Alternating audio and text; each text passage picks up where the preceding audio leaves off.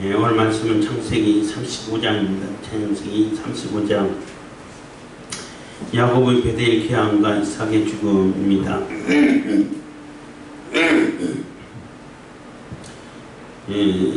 창세기 35장은 이제 야곱이 드디어 베델 하나님의 명령을 따라서 베델로 올라가서 하나님과의 그 언약을 실행하는 그런 모습을 나타내 보이는데, 그리고 한 세대가 이제 교체되는 이삭의 세대가 끝나고 야곱의 시대가 다시 시작되는 그러한 한 세대가 마무리 지어지는 그러한 장이 창세기 35장이라고 말할 수 있습니다.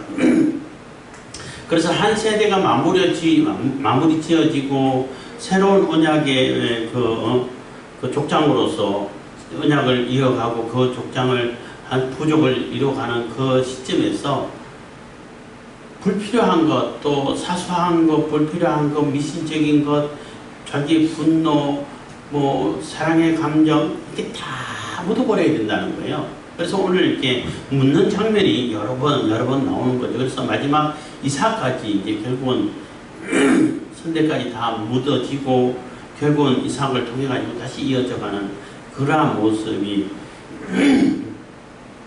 창세기 35장이라고 말할 수 있습니다.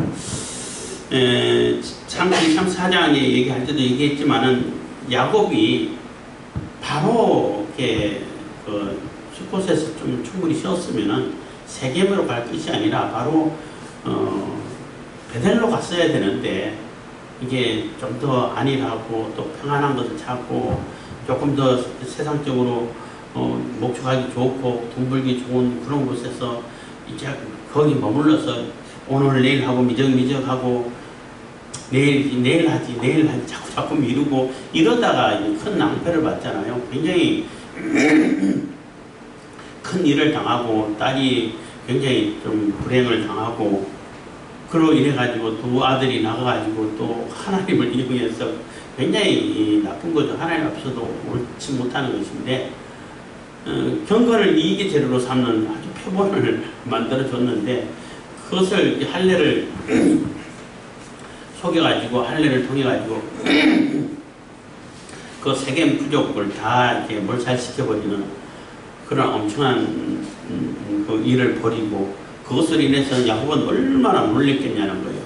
야곱이 부족이 크고 싸울만하다 그러면은 아마 그 세겜 족장 세겜이 찾아오고 또 하몰이 찾아왔을 때 막 따졌을 거예요. 근데 약하잖아. 아직 수가 적단 말이에요. 주로 이제 아들이라든지 자기 인척을 통해 가지고 부족을 늘려가는데, 아들들이라 해봐야 이제 조그마한 애들이 조록조록 달려있는 그런 수준밖에 안 돼. 다른 부족하고 싸울 수 있는 그러한 능력은 아직 부족하다고 생각하고 있는 거예요. 그래서 아무 말 못하고 있다가 아들딸이 다 돌아왔을 때에, 조금 이제 큰 아들들이 돌아왔을 때에 그 아들들이 아주 큰 엄직한 일을 저질렀고 대학살을 저질렀고, 그래서 빨리 이제 벗어나가야겠다. 더 이상 여기 있을 수가 없다. 있으면은 공격받아서 몰살당할 수도 있다. 이런 위기감을 느꼈을 때 그때 하나님이 야곱을 부르시죠. 그 전부터 하나님을 찾고 하나님께 기도하고 하나님 어디로 가야 됩니까? 이게 정상인데, 사람들이 자꾸 좀 평안해지고 또 살만해지고 이게 근심 걱정되는 것이 다 해결되면은 자꾸 이렇게 나태해지는 것이 사람의 본성인 것 같아요. 그렇지만 우리가 이런 기록들을 보고 또 과거의 그런 선례를 보고 학습의 효과가 있어야 되죠. 저러면 안 되는구나. 이해가 될지 모르겠습니다만은, 운전할 때도 교통사고도 사실 잔잔한 위험한 일이 여러 번 쌓이게 되면은 큰 사고 난다고 그런 얘기가 있어요. 그러니까 잔잔한 위험한 아찔했던 그 순간을 떠올려가지고 이렇게 하면은 굉장히 위험하고 큰 사고 나겠구나 하고 학습을 하고 다음부터 그런 거 하면 안 돼. 그래야 예방이 돼.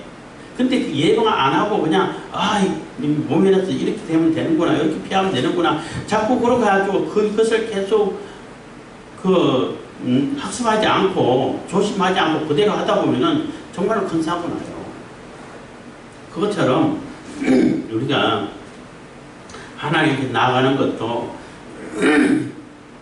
우리가 여러 번 이제 성경을 통해서 배우고 들었기 때문에 내가 평안할 때, 아무 일 없을 때, 그럴 때 더 하나님께 집중할 수 있다라는 것을 우리가 생각해보면 간단하게 생각할 수 있잖아요. 그래서 내게 평안이 있고 별 큰 문제가 없고 안일하고 또 건강하고 할 때 더 집중하면 얼마나 좋겠어요. 꼭 무슨 일을 당하고 어려운 일을 당하고 이럴 때 그때서 하나님 찾는 그것도 굉장히 귀한 거예요, 사실은. 그래도 안 찾는 사람들이, 미련한 사람들이 있는데, 그러면 안 되고, 어쨌든 그때라도 찾으면 더 귀한데, 그러기 전에 미리 찾으면 훨씬 낫잖아요. 그러니까, 갑자기 이제 예화가 생각나는데, 어떤 분이 이제, 아까 운전 얘기를 하는데, 좀 운전을 좀 이렇게 안전하게 하지 못하는 어떤 교회 집사님이 있었는데, 오다가 큰 사고가 났어요. 차가 거의 뭐, 폐차 지경에 놓였는데, 근데 별로 안 다쳤어.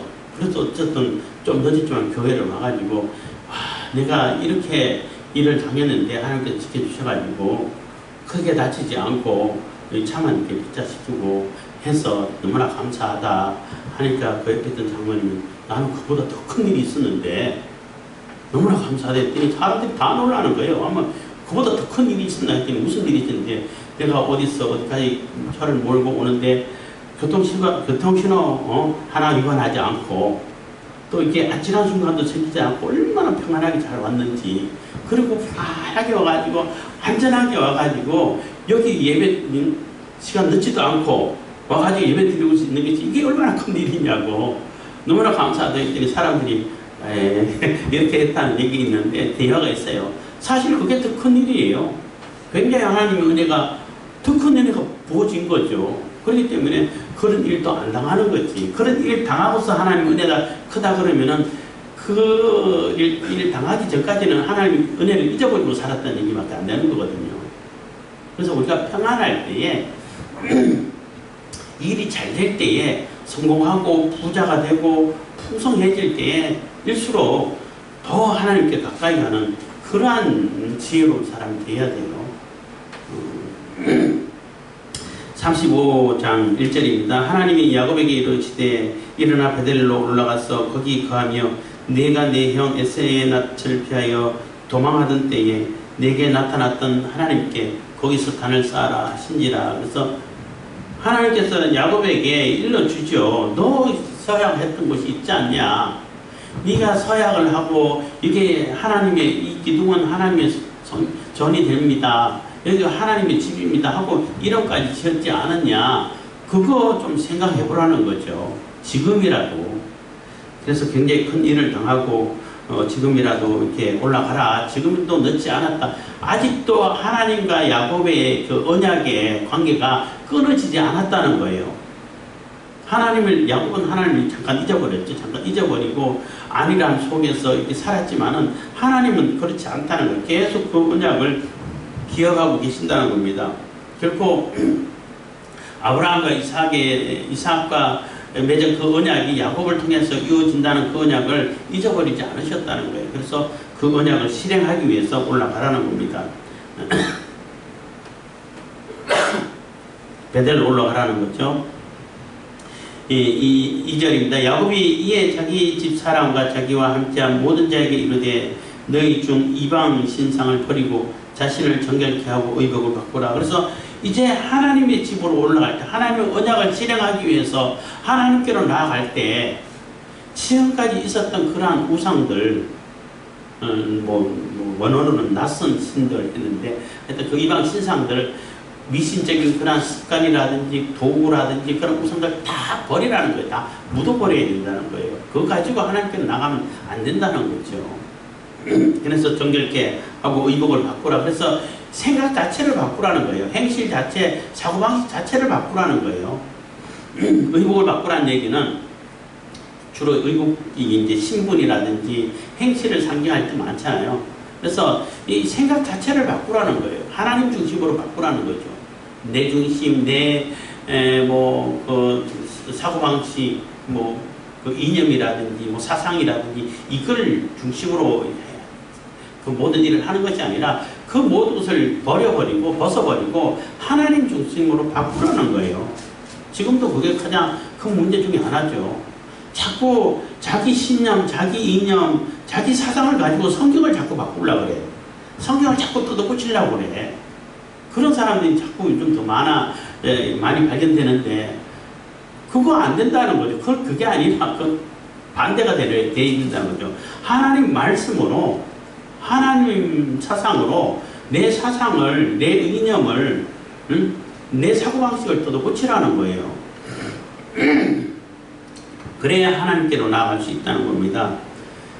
3절입니다. 우리가 일어나 베델로 올라가자. 나의 환난 날에 내게 응답하시며 나의 가는 길에 나와 함께 하신 하나님께 내가 거기서 단을 쌓으려 하노라. 그래서 우리가 일어나 베델로 올라가자. 이제 하나님께로 가자는 거죠. 그 하나님은 어떤 하나님이냐면은 나의 환난 날에 내가 환난을 당하고 어려울 때마다 내게 늘 응답하시고 나와 함께 해주시고 나를 도와주시고 나를 지켜주신 그 하나님이라는 거예요.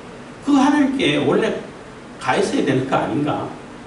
떠나 있으면 안 되고 다시 굳이 올라갈 필요 없이 미리 가 있어야 되는 거, 그게 맞는 건데 지금 이제 세겜으로 멀리 떨어져 있어서 이제 다시 올라가겠다는 겁니다. 그래서 나의 가는 길에서 나와 함께 하신 하나님께 내가 거기서 단을 쌓으려 하노라 하며 4절 그들이 자기 손에 있는 모든 이방 신상과 자기 귀에 있는 고리를 야곱에게 주는지라. 야곱이 그것들을 세겜 근처 상수리나무 아래 묻고, 그래서 이방 신상들 다 가져올 뿐만 아니라 그 부족과 같은 거, 그냥 부족처럼 이렇게 신이고 다니는 건데, 귀걸이라든지 고리들도 그런 상징하는 고리들이 많이 옛날에는 있었다고 해요. 요즘은 그냥 이쁘게 하기 위해서 하는 건데, 그냥 이게 부족처럼 몇 년 전입니다만 우리 있을 때 이름도 잊어버렸는데 하다가 안 만나서 부적처럼 우리 교회 달력 2개 달라 해가지고 앞에 뒤에서 건너고 이렇게 달고 또 다 갖고 다닌 것은 팔찌를 해가지고 거기에 조그만 금으로 만든 그것도 이제 순금이 아니고 14K인가 18K인가 해가지고 불상을 이렇게 조그맣게 만들어가지고 거기에 끼워가지고 들고 다녀. 왜 그러냐 했더니 이렇게 해야 안전해진다고 하는 소리를 들었는데, 그것도 부적이죠.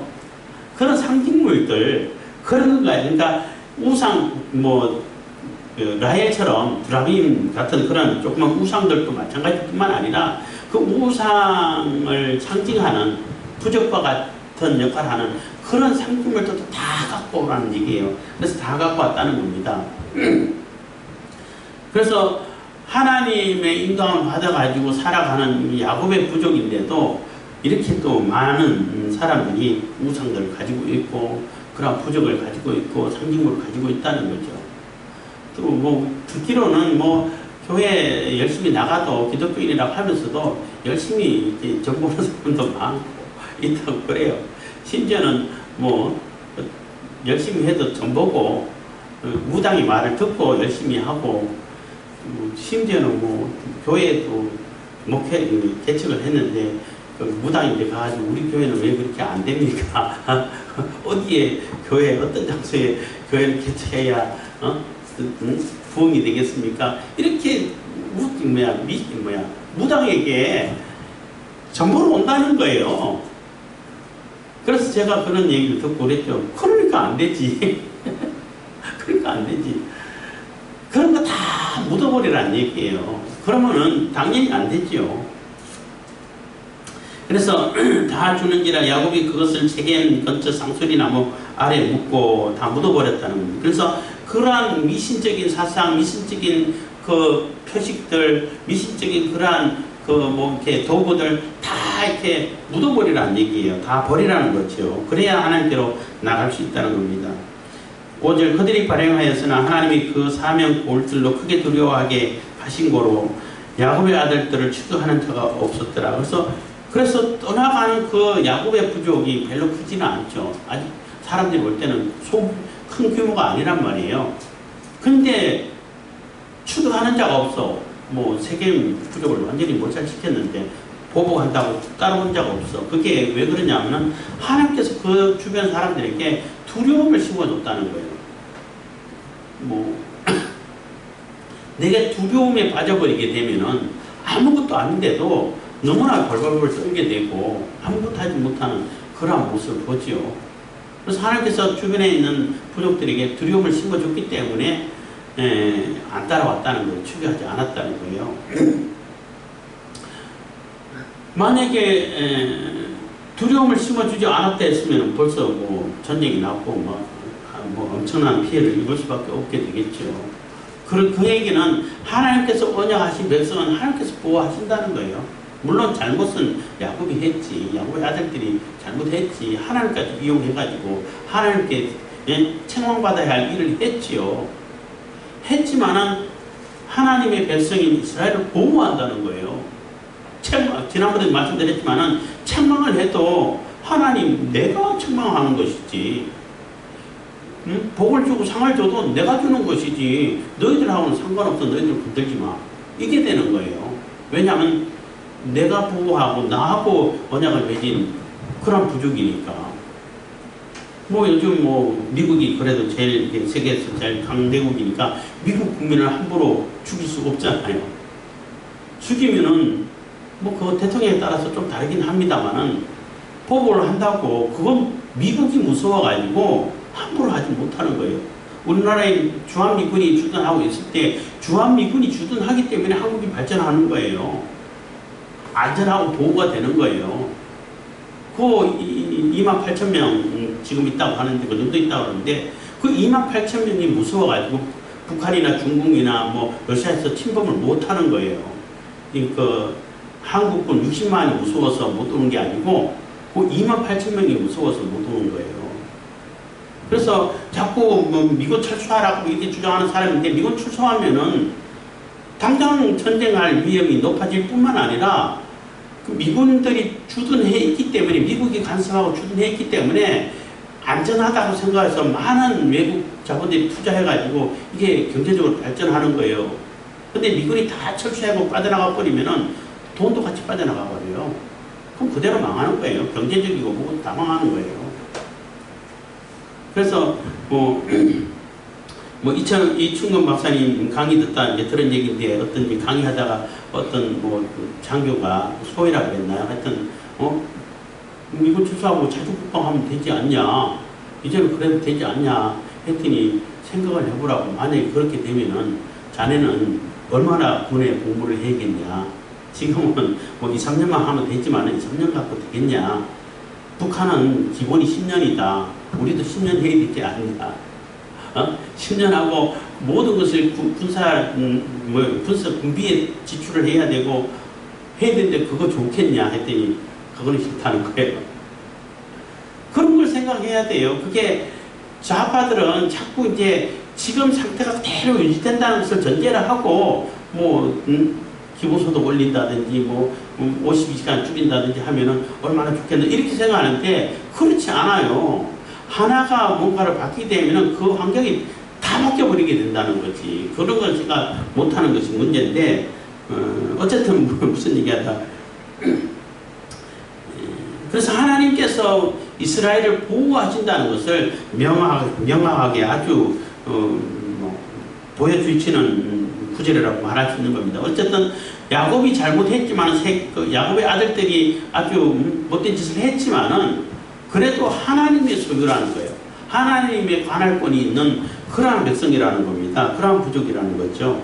그래서 주변에 추격하지 못하도록 하나님께서 두려움을 심어줬다는 겁니다. 6절입니다. 야곱과 그와 함께한 모든 사람이 가나안 땅 루스 곧 베델에 이르고 그가 거기서 단을 쌓고 그곳을 엘베델이라 불렀으니 이는 그 형의 낯을 피할 때에 하나님이 그에게 거기서 나타나셨음이더라. 그래서 그 베델의 엘베델이라는 얘기는 베델의 하나님이라는 뜻이거든요. 그러니까 베델은 하나님의 집이라는 뜻이고 그 하나님의 집, 그러니까 그 하나님의 집이라고 이름을 명명했던 그곳에 하나님이 다시 나타나셔가지고 다시 우리를 지켜주시고 보호해주시고 그 하나님께 다시 나왔다는 겁니다. 하나님께 다시 이제 돌아왔다는 거죠.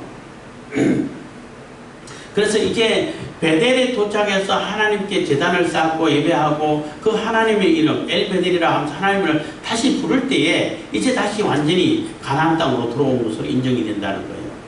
세겜 땅도 가나안 땅이고 뭐 수코도 되는 땅이지만은 자꾸 딴 데로 간 것이고 이제 베델로 돌아와서 하나님과의 그 언약을 서약을 실행할 때에 이제 완전히 가나안 땅으로 돌아오는 것으로 인정이 되어진다는 것입니다. 8절입니다. 리브가의 유모 드보라가 죽음에 그를 베델 아래 상소리 나무 밑에 장사하고 그 나무 이름을 알론바굿이라 불렀더라. 그래서 알론바굿은 애국의 상소리 나무 해서 굉장히 슬퍼하는 그런 모습인데 갑자기 리브가의 유모 드보라가 죽은 죽음이 나오는데 이 8절을 근거로 볼 때에 그 야곱을 라반 삼촌 집에 라반으로 이렇게 떠나보낼 때에 그 리브가의 유모도 같이 딸려보낸 것 같아요. 딸려보내서 야곱이 그래도 의지하고 또 그래도 나름대로 엄마처럼 또 이렇게 기댈 수 있고 또 뭔가 이렇게 마음에 나름대로 이렇게 위안을 받을 수 있는 이런 역할을 한 것 같아요. 드보라가 이렇게 리브가의 유모가. 근데 뭐 나이도 좀 많았겠죠. 많고 이제 돌아다니는 베델에서 드디어 이제 죽게 됐는데 그래서 굉장히 슬퍼했다는 거예요. 애국을 했다는 거예요. 유모가 이렇게 죽음으로 인해서. 그러니까 내가 의지하고 위안을 받고 그래도 기댈 만한 그러한 존재가 이제 리브가의 유모 드보라라고 말할 수 있죠. 그러한 의지처가 되는 그 사람도 다 묻으라는 거예요. 이제는 내가 독립해서 하나님 앞으로 나가고 야곱의 이름으로 이스라엘의 이름으로 나가야 하기 때문에 그러한 것도 이제 다 묻어야 된다는 겁니다. 그래서 이제 장사를 지내고 9절입니다. 야곱이 밧단 아람에서 돌아오매 하나님이 다시 야곱에게 나타나사 그에게 복을 주시고 그래서 야곱이 밧단 아람에서 돌아오매 이제 들어왔다는 거예요. 베델에 도착했을 때 벌써 들어오기는 벌써 들어왔죠. 뭐 수컷부터 해가지고 그 세겜에 왔을 때도 벌써 뭐 10년 전에 벌써 들어왔다고 말 수 있는데 이제 들어오는 과정이고 베델에 들어왔을 때에 그때 이제 밧단 아람에서 들어왔다라고 인정되는 겁니다. 하나님이 다시 야곱에게 나타나사 그에게 복을 주시고 그에게 이르시되 10절입니다. 내 이름이 야곱이다마는 내 이름을 다시는 야곱이라 부르지 않겠고 이스라엘이 내 이름이 되리라 하시고 그가 그 이름을 이스라엘이라 부르시고 그래서 이스라엘이라는 이름은 그 야곱 강가에서 줬잖아요. 뭐 10년도 더 됐습니다만은 그들의 이름을 줬지만은 이제 진짜 이스라엘로 부르겠다라고 다시 확인해 주는 것이 베델로 올라왔을 때라는 겁니다. 그래서 이제는 야곱으로 살지 말아라 이스라엘로 살아라 하는 거예요. 그래서 야곱으로 살지 않고 야곱으로 산다는 얘기는 뭐 뒤꿈치를 붙잡고 사기치고 속이고 또 속고 그리고 인간적인 방편으로 사는 그러한 모습이 야곱인데 이제는 하나님의 백성으로 살아라는 얘기예요. 하나님과 겨루어 이겼다는 하나님과 그 싸워서 이길 수 있는 존재가 있어요. 하나님 져준 거죠. 하나님의 백성이라는 뜻이에요. 그래서 이스라엘은 하나님의 백성의 상징인 거예요. 뭐 요한계시록도 마찬가지고 어디도 이스라엘 그러면 하나님 나라 하나님의 백성의 상징이 되는 겁니다. 뭐 교회의 상징이 되는 것도 되겠습니다만은 그래서 이제는 이스라엘로 살아라는 거예요. 야곱으로 살지 말고. 그래서 야곱으로 안 살고 이스라엘로 살기 위해서는 우상들 다 묻어버리고 그런 잘못된 사고방식, 생활양식 이런 것도 다 묻어버리고 다 바꿔야 되고 그리고 내가 의지하고 그래도 위로가 되던 그런 유모도 결국은 묻게 되고 그리고 자기가 사랑했던 라헬도 이제 묻게 되는 그런 상황이 된다는 겁니다. 11절 그에게 이르시되 나는 전능한 하나님이라 생육하며 번성하라 국민과 많은 국민이 내게서 나오고 왕들이 내 허리에서 나오리라. 그래서 이 약속은 아브라함에게 하시던 약속이고 이삭에게 하시던 약속을 야곱에게 다시 확인시켜 주는 거예요. 이제는 다시 언약의 백성이 되고 언약의 족장이 됐다는 거예요. 그래서 항상 어디를 가든지 간에 하나님께서 모세에게 나타날 때도 마찬가지고 아브라함의 하나님, 이삭의 하나님, 야곱의 하나님 이렇게 이름을 다 불러주죠. 요셉은 그 언약 당사자가 아니고 언약을 실행시킨 그런 족장이라고 볼 수 있어요. 요셉 이름은 안 들어가고 야곱 이름까지 들어가는 것은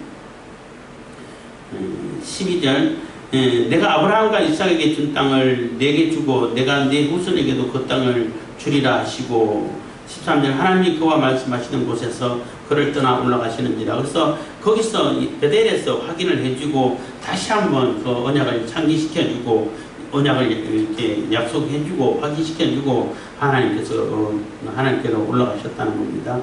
14절 야곱이 하나님의 자기와 말씀하시는 곳에 기둥 곧 돌기둥을 세우고 그 위에 전제물을 붓고 또 그 위에 기름을 붓고 하나님이 자기와 말씀하시던 곳의 이름을 베델이라 불렀더라. 그래서 다시 베델로 부르게 됐다는 겁니다. 그래서 여기가 하나님께서 함께 하셨고 하나님이 말씀해 주셨던 것이고 그래서 기둥을 세우고 거기에 전제물을 붓고 하나님께 제사를 드렸다는 겁니다. 16절 그들이 베델에서 발행하여 에브랏에 이르기까지 얼마 길을 격한 곳에서 라헬이 임산하여 심히 신고하더니 그래서 라헬이 그때쯤 베델에서 이제 떠나가지고 또 그 베들레헴 에브랏이라는 곳 에브라다야 뭐 이런 표현을 쓰잖아요. 거기 베들레헴인데 거기 왔을 때쯤 돼가지고 라헬이 임산해서 이렇게 그 해산할 때가 됐다는 거예요. 17절 그가 난산할 즈음에 산파가 그에게 이르되 두려워 말라 지금 그대가 또 등남하느니라 하면 굉장히 어려운 난산의 상황이 되고 아들을 낳고 있지만 이렇게 산모가 아이를 낳고 죽는 그러한 불행을 당하죠. 그가 죽기에 임하여 그 혼이 떠나려 할 때에 아들의 이름을 베논이라 불렀으나 그 아비가 그를 베냐미라 불렀더라. 그래서 아이를 낳는데 내가 아이를 제대로 보지도 못하고 키우지도 못하고 죽게 됐다는 거예요. 그래서 슬픔의 아들이다. 자기 스스로 슬프니까. 이렇게 졌는데 그 야곱은 그게 무슨 소리냐. 오른손의 아들이다. 오른손은 능력, 권능, 권세를 얘기하는 거거든요. 이렇게 이름을 바꿔서 베냐민이라고 바꿨다는 것입니다. 그래서 19절 라헬이 죽음에 에브랏 곧 베들레헴 길에 장사되고 야곱이 라헬의 묘에 피를 세웠더니 지금까지 라헬의 묘비라 일컫더라. 그래서 모세가 이 기록을 창세기를 쓰는 그 당시까지도 그 라헬의 묘비가 있었고 지금 라헬의 묘비는 하나의 이정표가 되어버렸어요. 그리고 사무엘 시대 때도 있었어요. 굉장히 오래까지 그 라헬의 그 묘라고 생각하는 것이 지금도 이게 라헬의 묘라고 말할 수 있다라는 그러한 유적지가 있다고 하기도 해요. 그만큼 오래됐는데 이 라헬의 죽음에 대해서 우리가 생각해 봐야 할 것은 뭐 내가 야곱이 가장 사랑했고 그 사랑으로 인해 가지고 하지 말아야 될 것도만 하게 되고 이래서 사랑에 얽매여 가지고 하나님의 뜻을 제대로 받들지 못하는 그러한 사랑의 존재도 결국은 다 묻게 되어버렸는데 라헬이 왜 죽었냐 하면은 물론 뭐 다른 이유도 있을 수 있겠지만 가장 우리가 생각해 봐야 할 것은 드라빔을 아버지 라반의 드라빔을 훔쳤단 말이에요. 훔쳤을 때 야곱이 그 사실을 모르고 알았으면은 당장 네가 왜 갖고 왔냐고 훔치지도 못하게 했을 거예요 아마. 근데 몰랐기 때문에 그 훔친 자는 반드시 죽을 거다라고 선언을 했어요. 그래서 굉장히 말이 무서운 거예요. 우리가 말 함부로 하면 안 돼. 늘 말씀드리지만은 하나님의 형상으로 지음받은 존재이기 때문에 하나님 말씀 그대로 실천되어 버리고 절대적인 말씀이시기 때문에 뭐 두말할 것도 없지만은 그 정도 능력은 물론 안 되죠. 우리 인간인데 안 되지만은 그래도 하나님의 형상으로 지음받은 존재들이기 때문에 말의 능력이 있어요. 그래서 말이 씨가 된다, 말이 씨가 된다, 뭐 긍정적인 사고방식 이런 얘기 자꾸 나오는데 말 정말 조심해야 돼요. 그래서 야곱이 분명히 선언했다고 그거를 훔친 자는 반드시 죽을 거라고. 그래서 죽은 거예요. 애 낳다가 얼마나 라헬 입장에서는 슬퍼요. 라헬은 또 욕심도 많고 성격도 얼가닥이고 뭐 욕심도 많고 그래서 언니고 뭐고 상관없이 막 자기 마음대로 하려고 그러고 이런 성격의 소유자인데 어쨌든 간에 결국 그 결과를 당하게 되는 거죠. 그리고 야곱도 많이 슬펐겠죠. 어쨌든 거기서 이제 결국은 라헬까지 다 묻게 되어버렸다는 겁니다.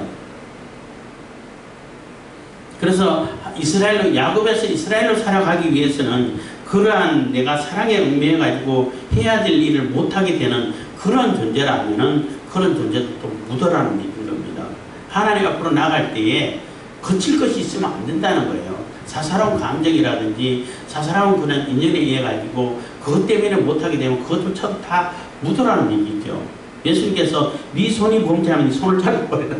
이런 표현을 쓴 것처럼 그 모든 하나님 앞으로 나아가는 데 있어서 거치는 것이 있으면 다 묻어라는 얘기인 겁니다. 그런 의미로 우리가 교훈받을 수 있는 겁니다.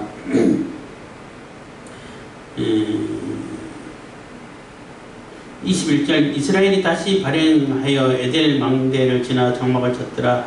이스라엘이 그 땅에 유할 때에 르우벤이 가서 그 스모 빌하와 통관하며 이스라엘이 이를 들었더라. 야곱의 아들들은 12이라 해서 그래서 이제 야곱이 자기의 분노까지 이제 묻어버리는 그러한 사건이라고 말할 수 있는데 이스라엘이 그 에델 망대라는 거기서 유할 때에 르우벤이 가가지고 스모 빌하는 게 라헬의 그 여정이었죠.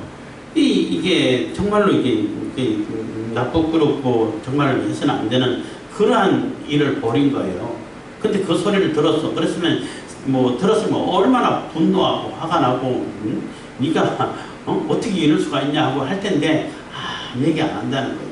그래서 어떤 분은 이 구절을 놓고 야곱의 분노까지 이제 다 묻어버리는 이러한 게 그만큼 성숙된 모습을 보여준다는 거죠.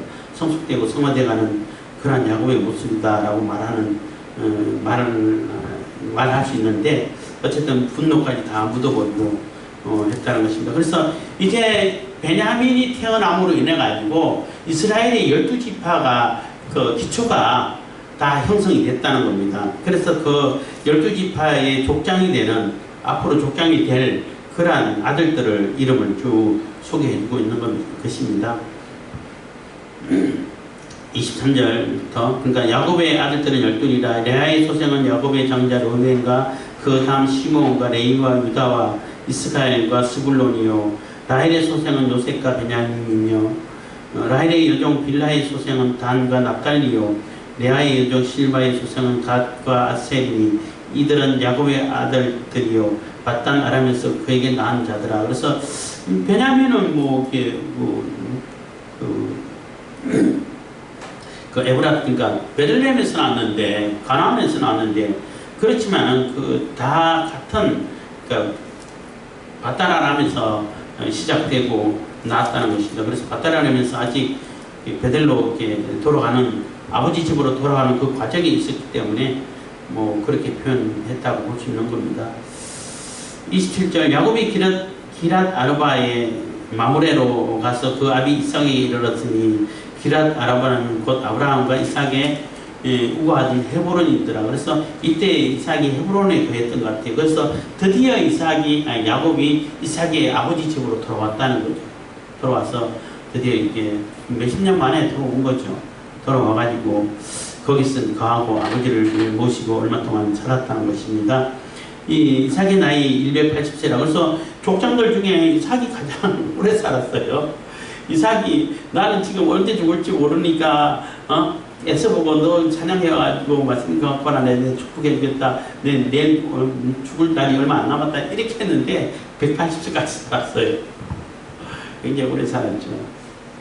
그래서 이삭이 나이 많고 늙어 기운이 지나며 죽어 자기 일조에게로 돌아가니 그 아들 에서와 야곱이 그를 장사했더라. 그래서 에서와 야곱이 같이 이제 이삭을 장사하면서 한 세대가 끝났다는 거예요.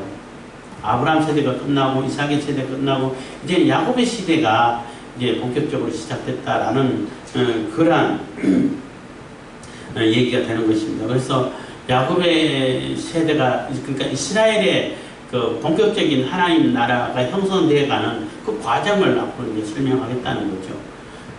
그래서 한 세대가 가고 이제 다시 야곱의 시대가 돌아오는데 더 이상 야곱의 이름으로 살지 않고 또 이스라엘로 살아라. 하나님의 백성으로 살아라.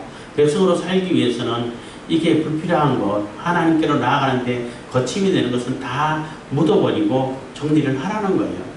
그래서 가장 먼저 정리했던 게 우상이고, 또 우상과 상징이 되는 것, 상징물들을 다 묻어버리고, 그리고 자기가 이렇게 의지하고 그래도 위로가 되고 또 부모님처럼 엄마처럼 이렇게 보살펴주던 그런 유모도 묻어버리고, 또 자기 가장 사랑했던 라헬도 물론 안타까운 일이지만 그래도 다 묻고, 결국은 분노도 묻고, 자기 아버지도 이렇게 장사를 치르는 그러한 일들을 통해 가지고 다시 시작하라는 그러한 메시지를 우리가 들을 수 있다는 것입니다. 기도하겠습니다. 사랑해 주신 감사합니다. 이 시간에도 은혜 보고 주신 감사